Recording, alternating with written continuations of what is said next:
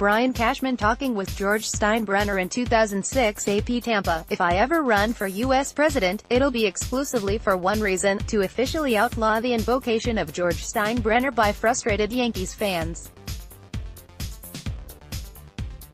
With Manny Machado officially a Padre and with the Yankees Grapefruit League schedule set to begin on Saturday, remember how George would erupt over a two-game losing streak in March? The timing is optimal to issue this public plea. Let the boss rest in peace. No more. George would have signed Machado and Bryce Harper, or any such gibberish. San Diego got a terrific player. I used to tell the boss, you can't have them all, Brian Cashman said Friday at fittingly, George M. Steinbrenner Field. The Padres introduced Machado, whom they signed to a record 10-year, $300 million contract, at a news conference Friday morning in Peoria, Arizona, and with that, Cashman opened up for the first time about the team's lukewarm pursuit of the 26-year-old third baseman, shortstop. Cashman affirmed much of what was already known. The Yankees' interest in Machado never rose much higher than granting him access to Yankee Stadium and buying him dinner in Manhattan on deck. 20.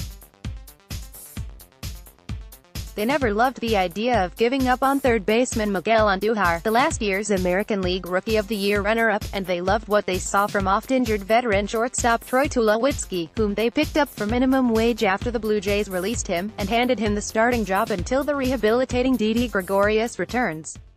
While Tulowitzki, who didn't play at all last year, represents quite the risky proposition. Big thumbs up for not spending history-making dollars on Machado. In the wake of his horrific October 2018 with the Dodgers, Manny sure appears best situated in a small market like San Diego, or Baltimore, where he established his brand. Brian Cashman and George Steinbrenner watching the action during a game in 2005. Jeff Zelavansky, "You can't have them all," Cashman reiterated, "and in some cases, that's not a bad thing either, because I think we have a lot of patience and discipline, now so more than ever. And while having all that, we're spending a lot of money." The money ranks the sticking point with the revived George, Crow, many of whom contend, based on Forbes' revenue estimates, that the Yankees spend less of their revenue on player talent than any other club. If you want to point out that Hal Steinbrenner's Yankees, with a luxury tax payroll figure of about $220 million, spend less than the Red Sox, about $240 million, that's fair game. Beyond that, though, you're poking around in the dark. And if you think that the boss would climb to $300 million or $400 million in 2019, you're living in denial. That's like 4 basic agreements ago. It seems like Cashman said of Steinbrenner's last heyday, he became ill in the mid-2000s and died in 2010. The Yankees must account for revenue-sharing payments as well as debt service on Yankee Stadium. They face limits on both international and domestic amateur spending and a luxury tax, plus a system that rewards losing. He might get a phone call from the commissioner's office and a thank you note from the Players Association on that last one.